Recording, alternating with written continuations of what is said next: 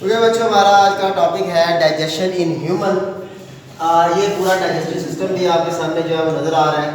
तो डाइजेशन जो है वो होती क्या है, लार्ज मालिक्यूल्स को स्मॉल मालिक्यूल के अंदर कन्वर्ट करना। ये एक सेल नज़र आ रहा है यहाँ पे, ठीक है। ये इसके अंदर जो है वो दरमियान में हर सेल के अंदर न्यूक्लियस होता है। ये माइटोकॉन्ड्रिया है, ये लाइसोसोम्स है, इस तरह ये एंडोप्लाज्मिक रेटिकुलम है। अब सेल के अंदर ऑक्सीजन, वाटर यानी पानी, सोडियम क्लोराइड, NaCl, ये सारे जो मटेरियल है या केमिकल है, जो एलिमेंट्स हैं, ये सेल के अंदर इंटर हो सकते हैं। लेकिन जो बड़े मॉलिक्यूल्स हैं जैसे कि प्रोटीन हो गया, कार्बोहाइड्रेट हो गया, लिपिड हो गया, ये मॉलिक्यूल बड़े होते हैं, यानी कि इनका साइज इतना बड़ा होता है कि ये सेल की मेम्ब्रेन से गुजरकर सेल के अंदर इंटर नहीं हो सकते। ये प्रोटीन आपको नजर आ रही है, प्रोटीन का जो साइज बड़ा है, ये इंटर नहीं हो सकती। इस तरह ये मैंने यहाँ पे कार्बोहाइड्रेट दिखाया है, ये भी सेल के अंदर इंटर नहीं हो सकता। लिपिड है, ये लिपिड का मॉलिक्यूल एक बहुत बड़ा मॉलिक्यूल है जो कि सेल के अंदर इंटर नहीं हो सकता। तो फिर यहाँ पे होता क्या है, सेल के अंदर इनको लेके जाने के लिए क्या किया जाता है, इनको छोटे मॉलिक्यूल के अंदर तब्दील किया जाता है, यानी बड़े मॉलिक्यूल को छोटे मॉलिक्यूल के अंदर तब्दील किया जाता है। ये देख रहे हैं प्रोटीन है, प्रोटीन का मॉलिक्यूल जो है ना वो छोटे मॉलिक्यूलों में तब्दील हो गया, जो बुला रहे हैं अमीनो एसिड। इस तरह ये कार्बोहाइड्रेट है, कार्बोहाइड्रेट का जो बड़ा मॉलिक्यूल है वो तब्दील हो गया सिंपल शुगर के अंदर। इस तरह लिपिड का मॉलिक्यूल है, लिपिड का मॉलिक्यूल छोटे मॉलिक्यूल में तब्दील हो गया, जो बुला रहे हैं फैटी एसिड। जब ये मॉलिक्यूल बड़े मॉलिक्यूल से छोटे मॉलिक्यूल बनते हैं तो ये सेल के अंदर डिफ्यूज कर सकते हैं, ये सेल के अंदर इंटर हो सकते हैं और सेल इनको इस्तेमाल कर सकता है। यहाँ पे अमल आता है किसका, डाइजेशन का। कि अगर हम कहें कि डाइजेशन जो है वो क्यों ज़रूरी है, कि जो हम खाना खाते हैं वो खाना इसी तरह ही जिस शक्ल में हम खाते हैं उसी शक्ल में डाइजेस्ट हमारे बॉडी का हिस्सा क्यों नहीं बनता। उसकी वजह यही है कि जो हम खाना खाते हैं उसके अंदर बड़े मॉलिक्यूल मौजूद हैं। वो मॉलिक्यूल इतने बड़े हैं कि वो सेल के अंदर इंटर नहीं हो सकते। जब वो सेल के अंदर इंटर नहीं होंगे तो सेल के लिए ना वो एनर्जी दे सकते हैं, ना सेल को जो है ना जो मॉलिक्यूल है वो ग्रोथ के तौर पर इस्तेमाल हो सकते हैं। इसलिए लार्ज मॉलिक्यूल को छोटे मॉलिक्यूल के अंदर तब्दील किया जाता है। ये अमल कराता है डाइजेशन का, और फिर वो मॉलिक्यूल सेल के अंदर इंटर होते हैं और आगे जो है ना वो मेटाबोलाइज होते हैं, और इन मॉलिक्यूल से आगे सेल को एनर्जी भी मिलती है और सेल ये जो मॉलिक्यूल्स हैं आगे ग्रोथ के लिए भी इस्तेमाल किए जाते हैं। लेकिन जो सोडियम क्लोराइड है, सोडियम क्लोराइड तो इसके ऊपर वैसे ये चार्ज होते हैं, सोडियम आयन है, क्लोराइड आयन है, चार्ज की शक्ल में होता है, तो ये छोटे मॉलिक्यूल ही है, ये सेल के अंदर इंटर हो जाते हैं। पानी भी छोटा मॉलिक्यूल है, ये भी सेल के अंदर इंटर हो सकता है। ऑक्सीजन भी जो है वो छोटा मॉलिक्यूल है, सेल के अंदर इंटर हो सकता है। लेकिन बड़े मॉलिक्यूल सेल के अंदर इंटर नहीं हो सकते। इनको जो है ना वो डाइजेस्टिव सिस्टम के जरिए डाइजेशन के प्रोसेस से गुजार कर बड़े मॉलिक्यूल से छोटे मॉलिक्यूल में तब्दील किया जाता है, फिर ये मॉलिक्यूल सेल के अंदर इंटर होते हैं। उसके बाद ये जो पूरा डाइजेशन का अमल है इसके 5 फेजेस हैं, ठीक है। और ये जो डाइजेस्टिव सिस्टम है इंसान का, जो डाइजेशन है, आप समझने के लिए इसको एक ट्यूब की मिसाल ले सकते हैं। वैसे तो ये भी जो डायग्राम बनी नज़र आ रही है, इसके ऊपर ही हम बाद में आएंगे, साथ साथ इसको भी देखते जाएंगे कि इंसान का जो डाइजेस्टिव सिस्टम है बेसिकली ये ट्यूब है। ट्यूब समझा दिया कि ये माउथ है, माउथ से जो है वो शुरू होता है, उसके बाद जो है ना वो फेरेंक्स आती है, फिर एसोफेगस आती है, एसोफेगस के बाद जो है स्टोमक आता है, स्टोमक के बाद जो है स्मॉल इंटेस्टाइन है, फिर लार्ज इंटेस्टाइन है। इस तरह जो है ना यानी कि एक बिल्कुल ट्यूब है, जो मतलब ट्यूब का मतलब ये नहीं है कि ये बिल्कुल सीधी है, कॉइल्ड भी होती है, टर्न भी होगी, ठीक है। लेकिन ये पूरा लंबा सा जो है वो समझ लें कि एक ट्यूब लाइक सिस्टम है जिसके ज़रिए जो डाइजेशन का अमल होता है। और ये कितने फेजेस के अंदर होता है, इसके 5 स्टेप्स हैं। सबसे पहला स्टेप है इंजेशन का। इंजेशन क्या है, किसी भी फूड मटेरियल को या खाने वाली चीज़ को डाइजेस्टिव सिस्टम के अंदर या मुंह के अंदर जो है ना वो क्या करना, निगलना या उसको ये दाखिल करना या इंसर्ट करना, ये पहला स्टेप रहता है इंजेशन का। ये बस जो है ना वो फूड मटेरियल है, कोई खाना है जिसको जो है ना वो मुंह के अंदर जो है ना वो डाल दिया जाए। उसके बाद ये जो इंजेक्शन है दूसरा जो स्टेप होता है ये कहलाता है डाइजेशन। डाइजेशन के अंदर क्या किया जाता है, इस फूड मटेरियल को डाइजेस्ट करना। डाइजेस्ट का मतलब क्या है, लार्ज मॉलिक्यूल को छोटे मॉलिक्यूल में तब्दील करना, ठीक है। अब ये देख रहे हैं ये मॉलिक्यूल है, इसको जो है ना वो छोटे मॉलिक्यूल के अंदर तब्दील किया है। और आमतौर पर जो डाइजेशन का अमल होता है ये एक कैविटी के अंदर होता है, ठीक है, जिसमें इंसान के अंदर कैविटी कौन सी है, वो स्टोमक है। इस तरह करके जब स्टोमक का नजर आ रहा है, तो इसके अंदर डाइजेशन का अमल होता है। तो नंबर 2 स्टेप के ऊपर डाइजेशन, जिससे जो फूड मटेरियल है वो लार्ज मालिक्यूल से छोटे मालिक्यूल के अंदर कन्वर्ट हो जाते हैं। उसके बाद डाइजेशन के बाद अगला मरला आता है एब्जॉर्प्शन का। एब्जॉर्प्शन में क्या होता है कि डाइजेस्ट होने के बाद जो छोटे मालिक्यूल होते हैं उनको ट्यूब से ब्लड के अंदर एब्जॉर्ब किया जाता है। यानी कि ये मालिक्यूल यहाँ पे, यहाँ से ये कहाँ पे चले गए, ब्लड के अंदर चले गए। क्योंकि हमारा जितना भी सिस्टम है, इस सिस्टम के गिर्द सारी तरफ जो है वो क्या मौजूद है, खून की नालियाँ मौजूद है, ब्लड वेसल्स मौजूद है।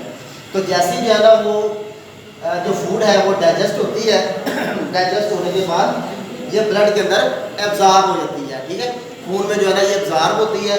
तो बाकी जो मटेरियल है जो एब्जॉर्ब नहीं होता वो कहाँ पे, वो जो मटेरियल है वो आगे चला जाता है। उसके बाद जो एब्जॉर्प्शन के बाद अगला स्टेप आता है वो है एसिमिलेशन का।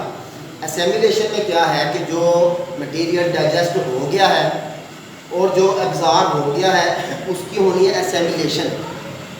एसिमिलेशन का मतलब ये होता है कि जो मॉलिक्यूल एब्जॉर्ब हुए हैं उनसे एनर्जी हासिल करना और उनको ग्रोथ के लिए इस्तेमाल करना सेल अपनी बॉडी के लिए। अब जैसे ये समझे फंस गए, ये एब्जॉर्ब है ना, एब्जॉर्ब होकर ब्लड में चले गए, ब्लड से ये कहाँ पे गए, सेल में।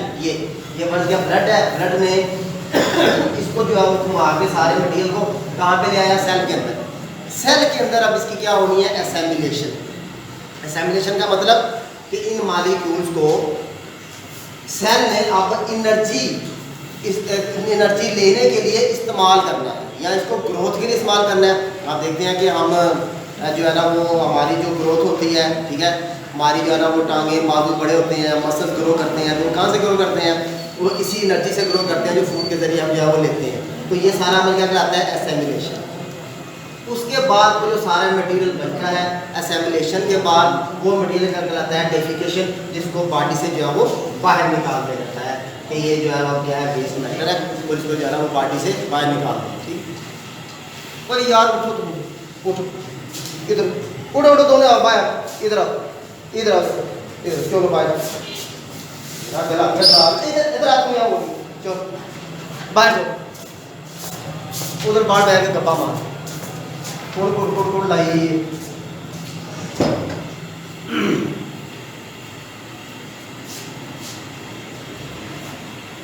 तो डिफिकेशन का मतलब होता है कि जो मटेरियल हमने जो अब्जॉर्ब हो गया है या उसको इस्तेमाल कर दिया गया है, अब बाकी जो वेस्ट मटेरियल उसको जो है बॉडी से निकालना है। तो जो कोई भी डाइजेशन का अमल है ये 5 फेजेस से ही या 5 स्टेप से जो है वो गुजर के आगे चलता है। अब हमने टिपिकली जो है ना वो आगे ह्यूमन एलिमेंट्री कैनाल पढ़ना है। तो ह्यूमन एलिमेंट्री कैनाल समझा दिया कि इंसान के अंदर एक ऐसा जो है ना वो रास्ता जो कि माउथ से लेकर और आगे जो है वो एनस तक जाता है, उसमें कहते हैं एलिमेंट्री कैनाल। ये डायग्राम जो है वो बड़ी नज़र आ रही है ह्यूमन की, ठीक है, जिसके अंदर जो है ना वो यहाँ से माउथ है, ठीक है, ये जो है ना ये माउथ का अमल है, ये जो यहाँ से जो है ना वो शुरू होता है माउथ। इसके बाद सबसे इसकी जो मुंह है, मुंह का जो ऊपर वाला पोर्शन है ना, ठीक है, जो ऊपर जो हमें नजर आता है, ये शुरू वाला जो पोर्शन है ये कहलाता है सॉफ्ट प्लेट, ठीक है, और बाद वाला जो है क्या कहलाता है, हार्ड प्लेट। ये मेरा ख्याल है थोड़ा सा जो है ना वो क्या हो गया, उलट हो गया। ये वाला जो है ना वो पोर्शन जो बनाएगा हार्ड, क्या कहते हैं जी, सॉफ्ट प्लेट, हार्ड। ये वाला हार्ड है हमारा, ठीक है, ये हार्ड है, और वो वाला जो पोर्शन है वो सॉफ्ट है। ये आगे हम अगर हम अपने मुंह को देखें हाथ लगा के भी तो हम जो है ना वो देख सकते हैं कि ये जो ऊपर वाला पोर्शन है जो हमें नजर आता है, तो ये क्या है, ये हार्ड है। इससे पीछे वाला जो होता है वो जरा सॉफ्ट होता है, जैसे हम कहते हैं प्लेटी, जिसको हम उर्दू ज़बान में तालू भी कहते हैं, ठीक है। तो ये जो वो पहले आया पोर्शन, पहले वाला हार्ड ये सख्त होता है, और उसके बाद जो सॉफ्ट जो पीछे वाला जो है वो नरम है। उसके बाद ये आपको टंग नजर आ रही है, टंग के बाद ये जो पूरा है फूड पाइप, ये आगे जो है ना वो गुजरता है इसे, इस पूरे पोर्शन को, यानी कि ये वाला यहाँ से लेकर यहाँ तक ये पूरा कहलाता है फेरेक्स, जिसको हम आम ज़बान में गला भी कहते हैं, फेरेक्स हो गया। फेरेक्स के बाद ये जो अगला इसका पोर्शन है, ये वाली जो पाइप आपको नजर आ रहा है, ये वाला जो पीछे की साइड पे है, इसको छोड़ के इसको मैं अलग कर देता हूँ। ये आगे वाला यानी कि यहाँ से अगर हम गले से हमारे दो पाइप जो है वो नीचे जा रहे होते हैं, एक पाइप आगे है एक पाइप पीछे है। ये वाला पाइप आगे है, ठीक है, ये रेड वाला पाइप जो है वो आगे है, ब्लू वाला जो है वो पीछे है। यानी कि जो आगे वाला पाइप है वो ट्रैकिया है, ठीक है, ये हमारी जो है वो ट्रैकिया होती है, जिसको हम सांस की नाली कहते हैं, जिसको दूसरी जबान में विंड पाइप भी कहते हैं। ये आगे वाली जो है वो ट्रैकिया है, इसका ताल्लुक हमारे फेफड़ों के साथ है, ठीक है, उसको हमने आज नहीं पढ़ना। इसके पीछे जो पाइप होता है इसे कहते हैं एसोफेगस, या इसको फूड पाइप भी कहा जाता है, जिसके जरिए जो खाना है वो गुजर के आगे स्टोमक के अंदर जाता है। उसके बाद ये बल्कि सा पोर्शन है जो क्या कहलाता है स्टोमक। स्टोमक के बाद आगे जो है ना यही जो पाइप है ये गुजर के कहाँ पे चला जाता है, स्मॉल इंटेस्टाइन के अंदर। ये सारी जो है स्मॉल इंटेस्टाइन है, स्मॉल इंटेस्टाइन पर आगे जुड़ती है इसके साथ लार्ज इंटेस्टाइन के साथ। ये सारी जो है वो लार्ज इंटेस्टाइन है, यहाँ से लेकर यहाँ तक गया वो लार्ज इंटेस्टाइन है, इसको दूसरी जबान में हम कॉलन भी कहते हैं। अच्छा, स्मॉल जो इंटेस्टाइन होती है वो लार्ज इंटेस्टाइन होती है, इसमें ये स्मॉल और लार्ज किस वजह से है, ये इसके डायामीटर की वजह से है। हालांकि जो स्मॉल इंटेस्टाइन है इसकी लंबाई ज़्यादा है लार्ज इंटेस्टाइन से, लेकिन स्मॉल इंटेस्टाइन का जो डायामीटर है यानी इसकी जो मोटाई है वो कम है, लेकिन इसकी लंबाई ज़्यादा होती है, ठीक है। तो ये क्या बन गया स्मॉल इंटेस्टाइन, उसके बाद ये लार्ज इंटेस्टाइन, और नीचे क्या है एनस, और उसके बाद जो रेक्टम है, ठीक है। तो इस पूरे डाइजेस्टिव सिस्टम के साथ हमें कुछ एसेसरी ग्लैंड्स भी जो है ना वो होते हैं जो इस डाइजेशन के अमल को बनाते हैं, बेहतर बनाते हैं। उसमें जो है सबसे बड़ा ग्लैंड जो है वो लीवर है, ठीक है, ये रेड कलर का जो है वो लीवर नज़र आ रहा है। लीवर के अंदर जो है ना एक और स्ट्रक्चर मौजूद होता है जो कहलाता है गॉल ब्लैडर, ये जो ग्रीन कलर का गॉल ब्लैडर है। उसके साथ यहाँ पे स्टोमक और इंटेस्टाइन के दरमियान में एक और स्ट्रक्चर मौजूद होता है जो कहलाता है पेनक्रियास, ठीक है जी। तो ये जो है ना वो ह्यूमन एलिमेंट्री ग्लैंड के मैंने जो है ना आपको इससे दिखा दिए। जैसे जैसे हम आगे जो है ना पूरा इस डाइजेशन को पढ़ते जाएंगे, साथ साथ जो है ना वो हर हिस्से की उसका जो है वो उसका काम और उसका जो स्ट्रक्चर है वो हमें आस्ते आस्ते जो है ना वो पढ़ते जाएंगे। तो आज हम जो है ना वो शुरू करते हैं ओरल कैविटी से, माउथ से, क्योंकि जो है वो मुंह से जो है वो डाइजेशन का अमल शुरू होता है, एनस तक जाना है। तो पहले जो है ना वो ओरल कैविटी, ओरल कैविटी जैसे कि मुंह, ओरल कहते हैं मुंह को, कैविटी कहते हैं खाली जगह को, क्योंकि हमारा मुंह जो है ना वो खाली जगह के तौर पे है, ठीक है। तो ओरल कैविटी जो है वो क्या, इसका स्ट्रक्चर कैसा है और ये काम क्या करती है। ओरल कैविटी जो है सबसे पहले तो ओरल कैविटी ने क्या करना है, फूड की सिलेक्शन करनी है। खाना जैसे जब हमारे सामने आता है तो हम खाने की जो स्मेल है या खाने का जो देखना है, यानी उसको देख के भी हमारा जो खाने का जो मूड है वो उसके अंदर जो है मतलब हमारा खाने का दिल करता है, खाने को देखकर भी या खाने की खुशबू को सुनकर भी हमारा जो है ना वो मूड बनता है खाना खाने के लिए। उसके अलावा जो है हमने ये करना होता है कि चले खाना अब हमने एक नवाला लिया, नवाला लेके हमने जो है वो मुँह के अंदर डाला है, हम उसको जो है ना वो यानी कि क्या कर रहे हैं, अब उसको जो है वो हम सिलेक्ट कर रहे हैं खाने को। जो है वो पहला अमल कौन सा है, ओरल कैविटी के अंदर सिलेक्ट करना, कि खाने को जो है ना वो सिलेक्ट किया जा रहा है। उसके ज़रिए हम क्या करते हैं, ज़ुबान और ये जो प्लेटी है और जो हमारे जाज है और टीथ है, इनके ज़रिए हम फूड को जो है वो सिलेक्ट कर रहे होते हैं। मसलन इसके अंदर अगर कोई ऐसी चीज़ है, खाना जो है वो बासी है, या आप समझ लें कि खाना जो है वो उसके अंदर कोई पत्थर है या उसकी हड्डी है या उसके अंदर कोई मट्टी का ज़र्रा है, वो हमें जो है वो पता चल जाता है और हम जारी बात है वो खाना की तरह नहीं समझते कि उसको खाना चाहिए, तो हम उसको जो है ना वो रिजेक्ट कर देते हैं, ठीक है। तो ये पहला स्टेप क्या आ गया, सिलेक्शन। ये काम कौन कर रहा है, ओरल कैविटी, ठीक है। ये सारा काम जो है वो यहाँ पे हो रहा है ओरल कैविटी के अंदर। ये वाली जो जगह है, ये वाली टिपिकली यहाँ से लेकर यहाँ तक ओरल कैविटी है, ये सारी हमारी खाली है, ठीक है। अब हमने खाना जो है वो सिलेक्ट कर लिया, खाना हमारे मुंह के अंदर है, नवाला मुंह के अंदर है। दूसरा क्या करना है, मैस्टिकेशन। मैस्टिकेशन का मतलब होता है खाने को चबाना, ठीक है, जिसमें हमारी ज़बान, हमारे टीथ, हमारा जो है ना पूरी जो ओरल कैविटी है, ये सारे जो है ना वो अमल लेते हैं और इसमें हमने खाने को जो है वो चबाना है। चबाने के साथ साथ इसको कहते हैं च्यूइंग करना, और यही अमल क्या कहलाता है, मैस्टिकेशन कहलाता है, ठीक है। तो खाने को जो है वो चबाना क्यों, क्योंकि खाना जो है वो अब जो नवाला है वो उसका साइज़ बड़ा है। पहली बात तो ये है कि वो खाने का जो नवाला है वो एसोफेगस में से गुजर के नीचे नहीं जा सकता, इसका साइज जो है वो छोटा है, इसलिए हमने उस नवाले के छोटे छोटे पीसेस कर लिए। सेकंड कि जो बड़ा नवाला है उसके ऊपर इंजाइम अपना असर नहीं दिखा सकते। इंजाइम उसी वक्त असर दिखाएंगे जब खाने के छोटे छोटे टुकड़े हुए होंगे, उनका सरफेस एरिया बढ़ेगा तो इंजाइम उसके ऊपर इजीली वर्क कर सकेंगे और उसको डाइजेस्ट कर सकेंगे। ठीक है, ये दोनों काम करने के लिए मास्टिकेशन ज़रूरी है। ये भी काम किसने करना है? Oral cavity.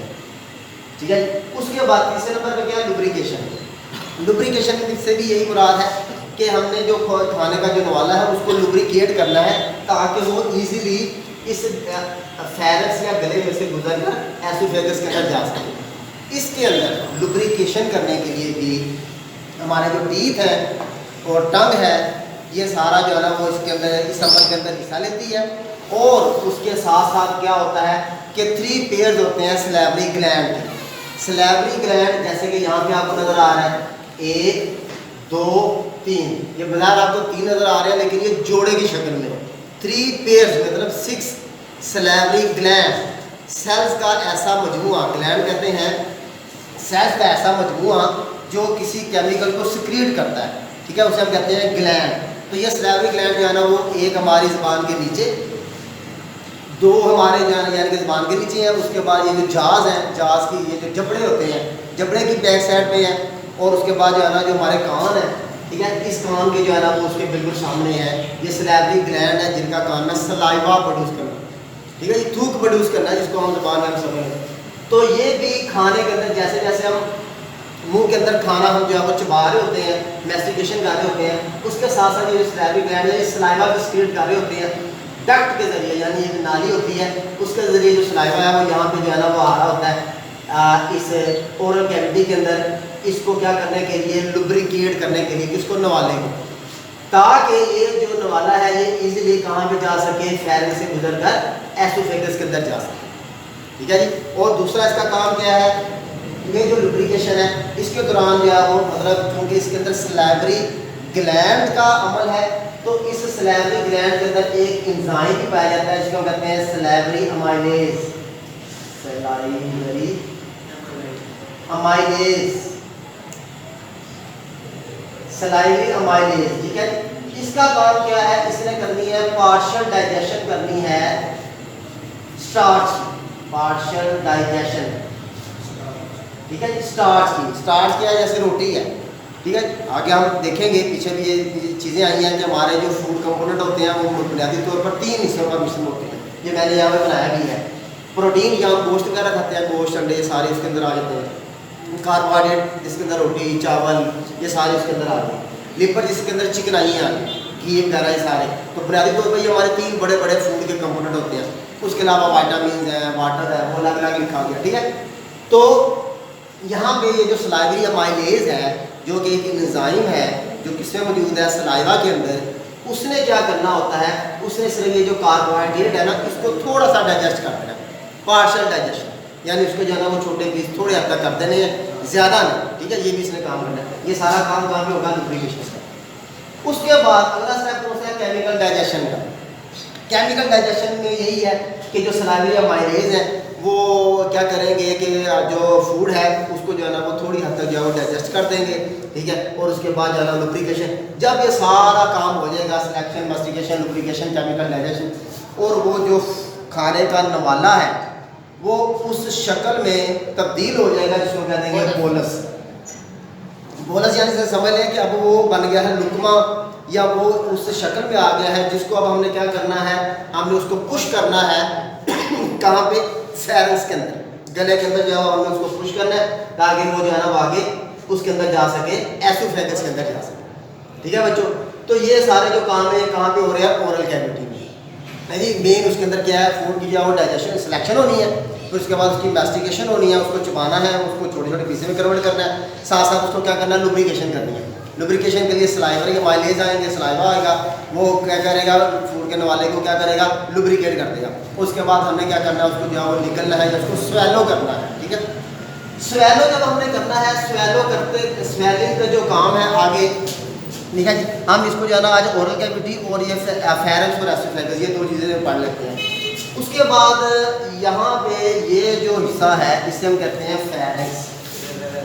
ये वाला ये वाला जो है ना, इसे हम कहते हैं फेरेंक्स।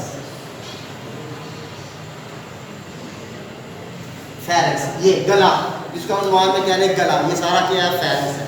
ठीक है, उसके बाद फेरेंक्स के बाद ये जो सारी पीछे वाली ट्यूब है ये निकल आ रही है एसोफेगस।